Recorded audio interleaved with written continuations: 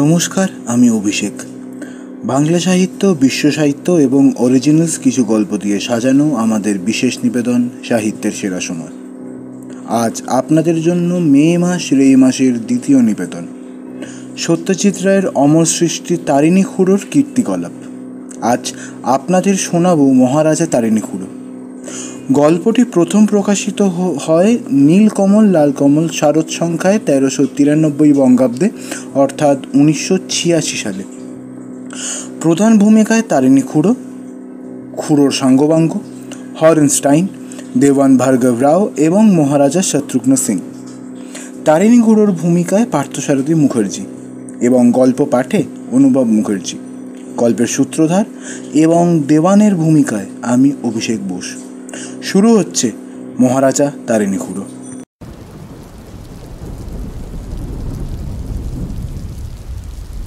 আজ আপনার কপালে ভ্রুকুটি কেন খুড়ো? জিজ্ঞেস করলো ন্যাপলা। এটা অবশ্যই আমিও লক্ষ্য করেছিলাম। খুড়োর তক্তাপোষের উপরে বাবু হয়ে বসে ডান হাতটা পায়ের পাতায় রেখে অল্প অল্প তুলছেন, আর তার কপালে ভাঁজ। খুড়ো বললেন, এই বাদলার সন্ধ্যায় গরম চা যতক্ষণ না পেটে পড়ছে ততক্ষণ ভ্রুকুটি থাকতে বাধ্য। খুড়ো আসার সঙ্গে সঙ্গেই চা অর্ডার দেওয়া হয়েছে। বেশি দেরিও হয়নি, তাও আমি আরেকবার চাকরের নাম ধরে হাঁক দিলাম, ওরে এক কাপ চা দিয়ে যা রে। আপনার গল্প ফাঁদা হয়ে গেছে? ন্যাপলা জিজ্ঞেস করলো। সত্যি, ওর সাহসের অন্ত নেই। গল্প আমি ফাঁদি না, দাঁত খিঁচিয়ে বললেন খুড়ো। আমার অভিজ্ঞতা স্টক অঢেল। সে ফুরোতে ফুরোতে তোদের গোঁপদারি গজিয়ে যাবে। চা এলো। খুড়ো একটা সশব্দ চুমুক দিয়ে বললেন, একদিনকার সুলতানের গল্প তোরা হয়তো শুনেছিস। সেটা ঘটেছিল হুমায়ুনের যুগে। সেরকম আমাকে 5 দিনের মহারাজা হতে হয়েছিল একটা নেটিভ স্টেটে। সে গল্প তোদের বলেছি কি? আমরা সকলে একসঙ্গে না বলে উঠলাম। আপনাকে সিংহাসনে বসতে হয়েছিল? ন্যাবলা জিজ্ঞেস করলো। আজ্ঞে না, বললেন খুড়ো। 1964-এর ঘটনা। তখন রাজারা আর সিংহাসনে বসে না। ভারত অনেক দিন হলো স্বাধীন হয়ে গেছে, তবে রাজা গুলাব সিংয়ের তখনও খুব খাতির। রাজ্যের সব লোকেরা তাকে মহারাজ বলে সম্বোধন করে। যাকগে, গল্পটা বলি শোন। খুড়ো কাপে আরেকটা চুমুক দিয়ে তার গল্প শুরু করলেন।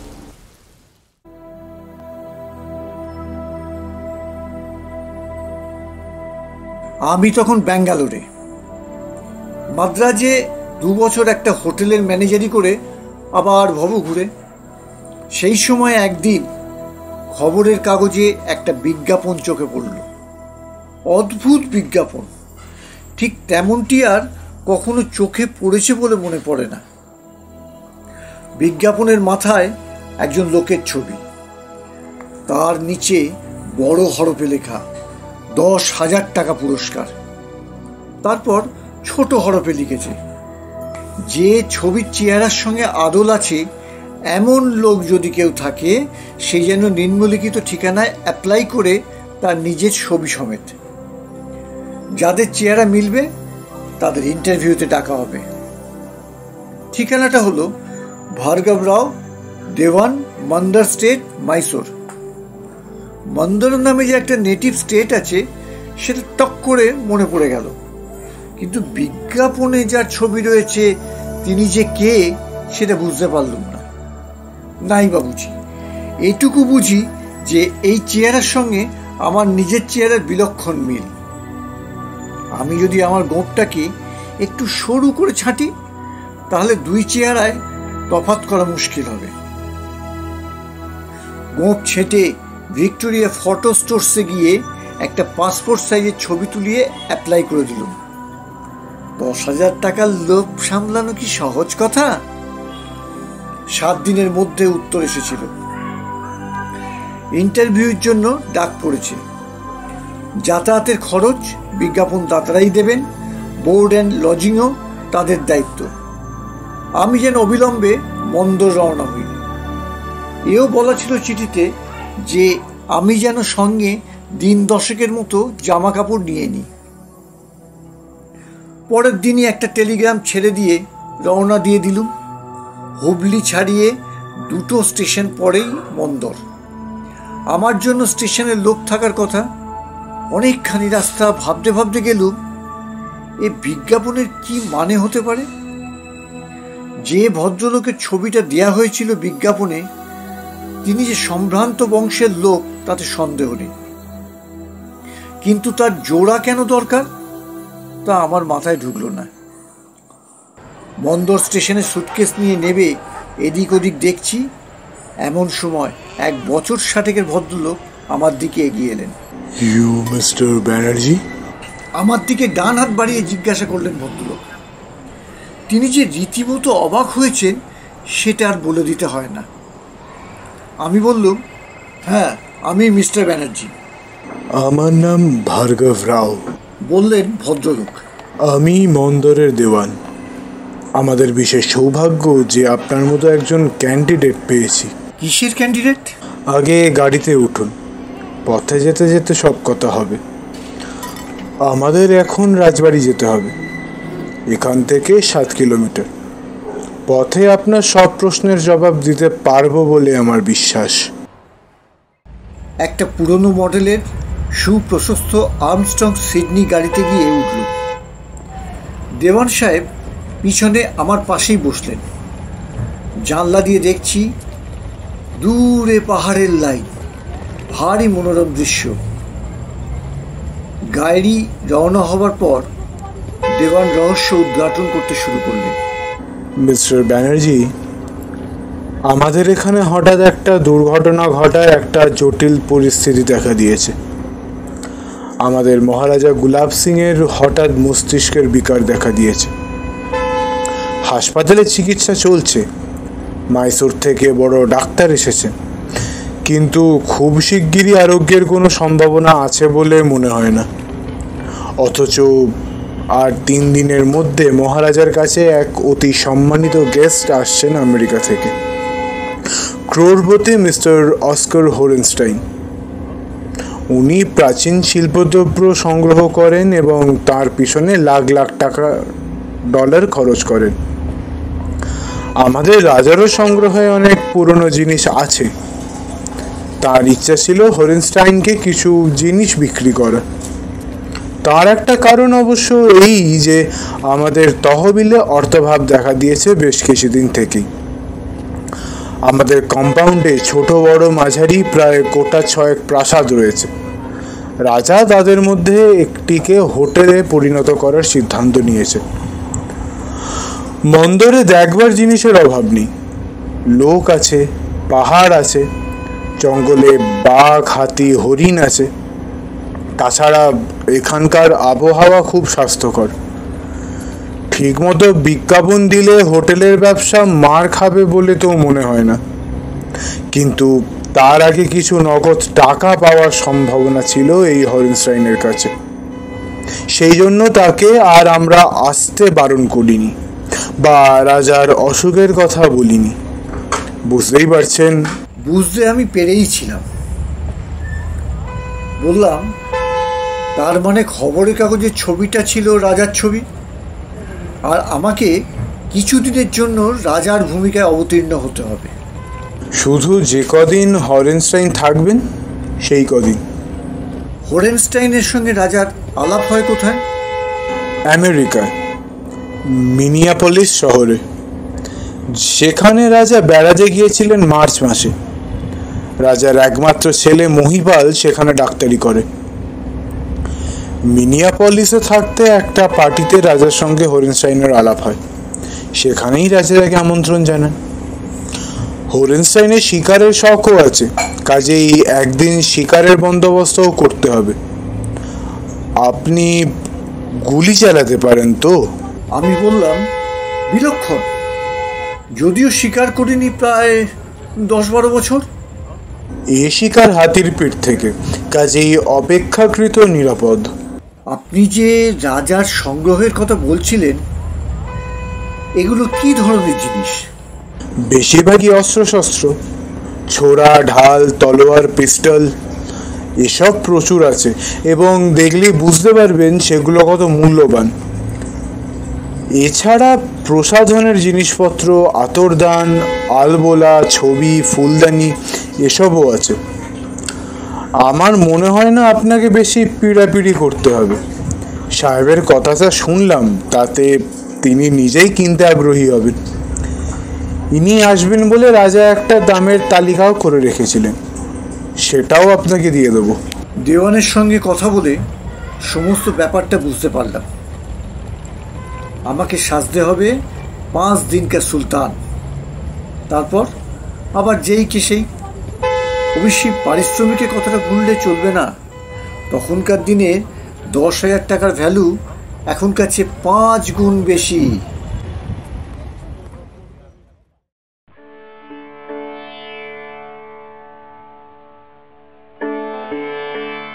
রাজবাড়ির বিশাল ফটক দিয়ে যখন গাড়ি ঢুকছে, তখন বুকের ভিতরে বেশ একটা দুরু দুরু অনুভব করছিল। কিন্তু সত্যি বলতে কি, নার্ভাস একটুও হয়নি। গাড়িতে দেওয়ান বার তিনেক আমার দিকে চেয়ে চেয়ে দেখে বললেন, আমি স্বপ্নেও ভাবিনি যে আমাদের বিজ্ঞাপনের উত্তরে আমরা রাজার এমন একজন জোড়া পেয়ে যাব। আমি ধরেই নিয়েছিলাম আমাদের অতিথিকে জানিয়ে দিতে হবে তিনি যেন না আসেন। এখন দেখছি সাপও মরল, লাঠিও ভাঙল না। সাহেব আসবেন বুধবার, আজ রবিবার। এই 3 দিন আমার কাজ হচ্ছে রাজার ডায়েরি পড়া আর টেপ রেকর্ডারে রাজার কণ্ঠস্বর শোনা। গোটা 3 ইংরেজি বক্তৃতা টেপ করা আছে। দেওয়ান সেগুলো আমার জিম্মায় দিয়ে দিলেন, আর সেই সঙ্গে চামড়ায় বাঁধানো গত 10 বছরের ডায়েরি। ডায়েরিগুলো উল্টে পাল্টে দেখলুম। ইংরেজিতে লেখা এবং বেশ চোস্ত ইংরেজি। নানান খুঁটিনাটির খবর রয়েছে তাতে। রাজা যখন ঘুম থেকে ওঠেন, কি ব্যায়াম করেন, কি খেতে ভালোবাসেন, কি পড়তে ভালোবাসেন, সঙ্গীতে রাজার রুচি নেই, এসবই ডায়েরি থেকে জানা যায়। রাজার স্ত্রী মারা যান বছর 3 আগে। তাতে তিনি সাময়িকভাবে কীরকম ভেঙে পড়েছিলেন। মৃত্যুর পর 15 দিন ডায়েরির পাতা ফাঁকা। সেসব খবর আমার কাছে খুব কাজে দিল। 3 দিনের শেষে আমি দেওয়ানকে বললাম, আমি একদম তৈরি। এছাড়া আরেকটা কথা আমি 2 দিন থেকে বলবো করছিলাম, সেটা আজ বলে দিলাম। দেওয়ানজি, ব্যবস্থা সবই ভালো, কিন্তু আমার দ্বারা ওই রাজসজ্জায় শোয়া চলবে না। অত নরম বিছানায় শোয়া আমার অভ্যেস নেই, ওতে ঘুমের ব্যাঘাত হয়। তাহলে আপনি থাকবেন কোথায়? জিজ্ঞেস করলেন দেওয়ানজি। আমি বললাম, কেন? আপনার এখানে তো অনেক ছোট ছোট প্রাসাদ আছে। লাল কোঠি, পিলা কোঠি, সফেদ কোঠি, এর একটাতে থাকা যায় না? তা অবশ্যই যায়। একদিক দিয়ে লালকোটিতে থাকার খুব সুবিধে। একটা চমৎকার শোবার ঘর আছে যেখানে মহারাজার বাপ মাঝে মাঝে থাকতেন। শত্রুঘ্ন সিংয়ের এক বাড়িতে বেশি দিন থাকা পছন্দ করতেন না, তার জন্য নানা রকম ছোট ছোট বাসস্থান বানানো হয়েছিল। বেশ তো, সেই লাল কোঠিতেই থাকবো। থাকবেন? কেন, অসুবিধাটা কি? একটা ব্যাপার আছে। কি ব্যাপার? বছর 50 বয়সে শত্রুঘ্ন সিংয়ের মাথা খারাপ হয়ে যায়। উনি নিজের মাথায় রিভলভার মেরে আত্মহত্যা করেন এবং সেটা করেন ওই লাল কোঠির শোবার ঘরে। আপনার ধারণা তার প্রেতাত্মা বাস করেন ওই ঘরে? সে তো জানি না। তার মৃত্যুর পর ও ঘরে আর কেউ থাকেও নি। তাহলে ওই ঘরে আমি থাকবো। এই অভিজ্ঞতার সুযোগ ছাড়া যায় না। আমি অনেক ভূত দেখেছি, তাই আমার ভূতের ভয় নেই। আর বিছনাটা যেন অত নরম না হয়। দেওয়ান রাজি হয়ে গেলেন। অবশ্যই অবাকও কম হননি। একজন বাঙালির যে এত সাহস থাকতে পারে সেটা বোধহয় উনি ভাবতে পারেননি। সেই দিনই বিকেলে সাহেব এসে পড়লেন। বয়স আন্দাজ 50। আমার চেয়েও ইঞ্চি তিনেক লম্বা, মুখের সব মাংস যেন থুতনিতে গিয়ে জমা হয়েছে।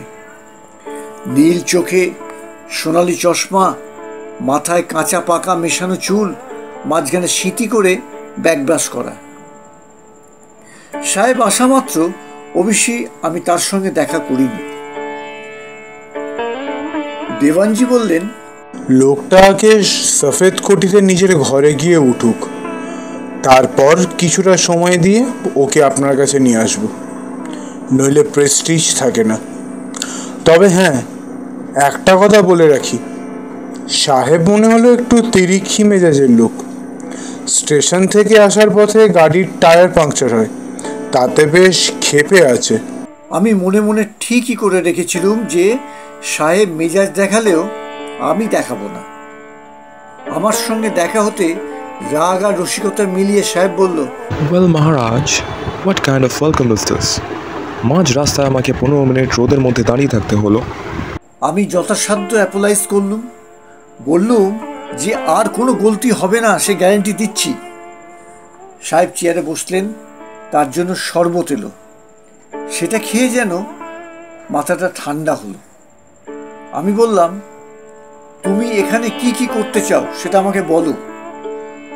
অবশ্যই আমার মোটামুটি জানাই আছে, আর সেই অনুযায়ী ব্যবস্থাও করেছি, কিন্তু আমি তোমার মুখ থেকে শুনতে চাই। সাহেব বললেন, আমার শিকারের শখ আছে, আমি বাঘ মারতে চাই, সে ব্যবস্থা করেছো? আমি মাথা নেড়ে জানালাম, করেছি। আমি তোমার সংগ্রহ থেকে কিছু জিনিস কিনতে চাই আমার সংগ্রহের জন্য, বিশেষ করে সামনের বছর আমার বিয়ের রজত জয়ন্তী। আমার স্ত্রীর জন্য একটা ভালো উপহার নিয়ে যেতে চাই। আশা করি তেমন কিছু আছে তোমার কাছে। সেটা তুমি দেখলেই বুঝতে পারবে। ভালো জিনিসের অভাব নেই আমার, 150 বছরের সংগ্রহে। দুপুরে খাবার পর সাহেবকে সংগ্রহশালায় নিয়ে যাওয়া হলো। আমিও অবশ্য প্রথম দেখলাম জিনিসগুলো, দেখে চোখ জুড়িয়ে গেল। এমন মহামূল্য জিনিস হাতছাড়া হয়ে যাবে ভাবতে আমার খারাপ লাগছিল।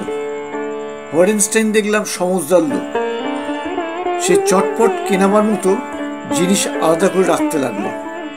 সব শুদ্ধ প্রায় 10 লাখ টাকার জিনিস এভাবে বাঁচল, কিন্তু তাও তার কপাল থেকে ভ্রুকুটি যায় না। ব্যাপার কি? শেষটায় সে বলল, সবই হলো, কিন্তু ক্যাথলিনের জন্য কিছু পেলাম না। কোনো ডায়মন্ড ব্রোচ জিনিস টাইপের নেই? আমার স্ত্রীর পাথরের ওপর ভীষণ ফ্যান্সি, এখানে ভালো পাথরও যদি পেতাম। আমি মাথা নেড়ে আক্ষেপ জানালাম, ভেরি সরি মিস্টার হোরেনস্টাইন, পাথর থাকলে আমি তোমাকে নিশ্চয়ই দিতাম। দিনের বেলাটা সাহেবকে রাজার বড় গাড়ি লাগানটাতে ঘুরিয়ে শহরের নানান দৃশ্য দেখানো হলো। সন্ধ্যায় দুজনে বসে কিছুক্ষণ দাবা খেললাম। বুঝতেই পারলাম যে সাহেব তার গিন্নির জন্য লাক্সই উপহার পেলেন না, তাই তার মনটা ভারী হয়ে আছে এবং তাই তার চালেও ভুল হচ্ছে। কিন্তু মেজাজের কথা মাথায় রেখে আমি আরও বেশি ভুল চাল দিয়ে তাকে জিততে দিলাম। রাত্রি 9টায় ষোড়শোপচারে ডিনার খেয়ে কফি আর ব্র্যান্ডিতে কিছুটা সময় দিয়ে সাহেব শুতে চলে গেলেন সফেদ কোটিতে। রাজা নিজে মদ্যপান করেন না, আমিও করি না, এখানে মিলেছে ভালো। আমি শুধু কফি আর একটা ভালো হাভানা চুরুট খেয়ে উঠে পড়লাম। দেওয়ান নিজে এলেন আমাকে লালকুঠিতে পৌঁছে দিতে। আমি জিজ্ঞেস করলাম, রাজা আজ আছেন কেমন? দেওয়ান মাথা নেড়ে আক্ষেপ সূচক শব্দ করে বলল, সেই রকমই, ভুল বকছেন। হাসপাতালের নার্সদের খুব জ্বালাচ্ছেন, ডাক্তাররাও হিমশিম খেয়ে যাচ্ছেন। লালকুঠিতে গিয়ে দেখি এখানে খাট, বিছানা, তোষক, বালিশ সবই অনেক ভদ্রস্থ, অর্থাৎ আমার উপযোগী। দেওয়ানজি যাওয়ার সময় বলে গেলেন, আপনার সাহসের তুলনা নেই। এই ঘরে রাজা শত্রুঘ্ন সিং মারা যাওয়ার পর এই প্রথম মানুষ বাস করছে। আমি বললাম, কোনো চিন্তা করবেন না, আমি সব অবস্থাতেই নিজেকে সামাল দিতে পারি। খাটের পাশে একটা ল্যাম্প রয়েছে, সেটা জ্বালিয়ে কিছুক্ষণ মন্দরের ইতিহাস সম্বন্ধে একটা বই পড়ে 11:30 নাগাদ বাতি নিভিয়ে দিলাম। পশ্চিমে একটা বড় জানালা রয়েছে, সেটা দিয়ে একসঙ্গে চাঁদের আলো আর ঝিরঝিরে বাতাস আসছে। চোখে ঘুম আসতে বেশি সময় লাগলো না। ঘুমটা ভাঙলো যখন, তখন চাঁদ নেমে গিয়ে ঘরের ভিতরটা আবছা আলোয় ভরে গেছে। চোখ চেয়েই বুঝলাম যে ঘরে আমি একা নই।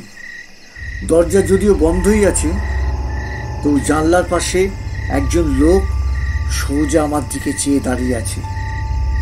আমারই মতো লম্বা আর আমারই ধাঁচের চেহারা, কেবল গোঁপটা আমার চেয়ে একটু বেশি পুরু।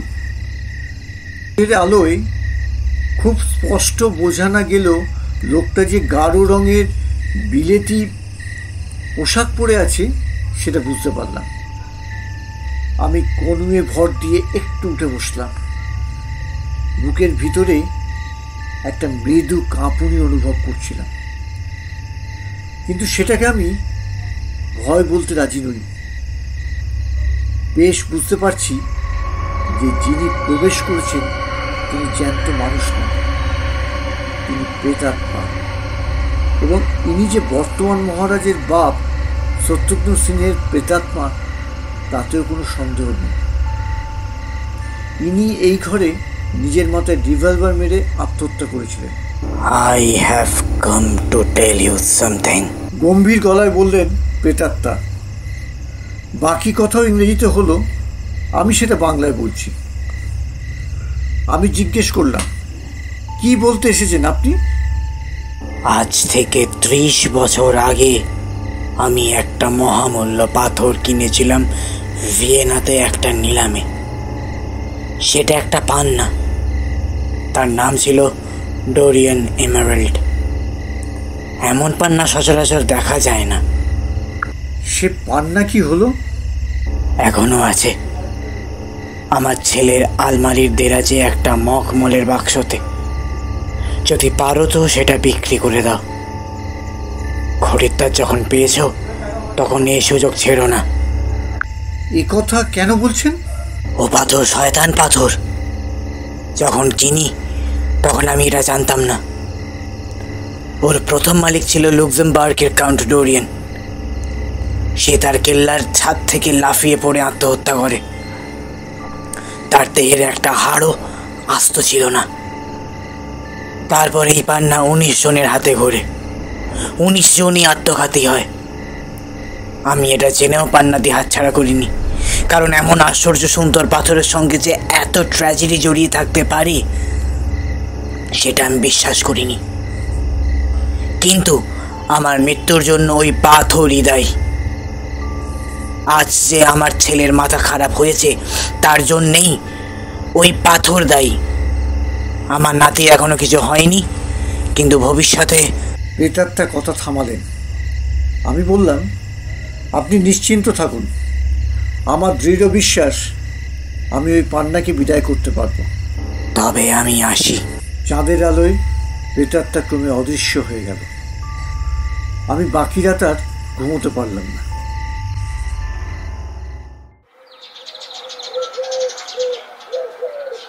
পরদিন সকালে দেওয়ানকে বললাম রাত্রের ঘটনা।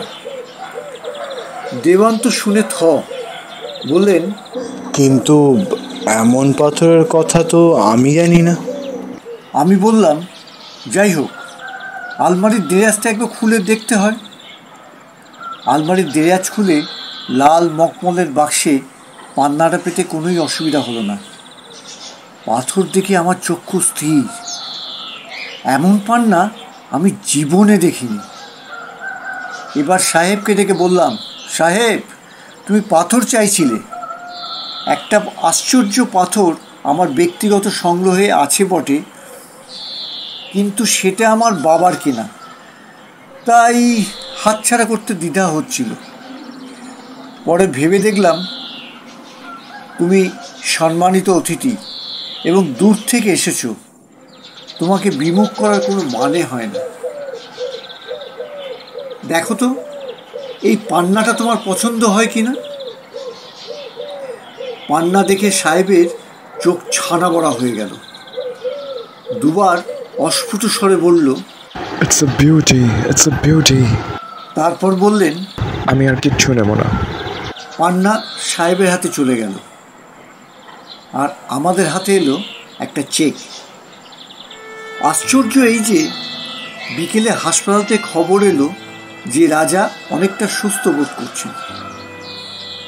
সাহেবের তরফ থেকে শিকার তেমন জমল না, কারণ জঙ্গল হাঁকোয়াদের কেনেস্তারা পেটানোর চোটে বাঘ জঙ্গল থেকে বেরিয়ে সাহেবের হাতির কাছে এসে পড়া সত্ত্বেও সাহেবের নিশানা অব্যর্থ হলো না। শেষে আমার গুলিতেই বাঘ মরল। পরের দিন সাহেব দিল্লি চলে গেলেন। দুদিন পরে কাগজে দেখলাম দিল্লির এয়ারপোর্ট থেকে একটি প্যান আমেরিকান বিমান টেক অফ করার সঙ্গে সঙ্গে তার ইঞ্জিনে একটা শকুন ঢুকে পড়ে। প্লেন বিকল হয়ে গোঁত খেয়ে মাটিতে পড়ে। যদিও কেউ মারা যায়নি, যাত্রীদের মধ্যে জনা 25 নার্ভাস শকের জন্য হাসপাতাল যেতে হয়েছিল। তার মধ্যে ছিলেন মার্কিন ধনকুবের অস্কার এম হরেনস্টাইন। শেষ হলো আজকের নিবেদন মহারাজা তারিণী খুড়ো।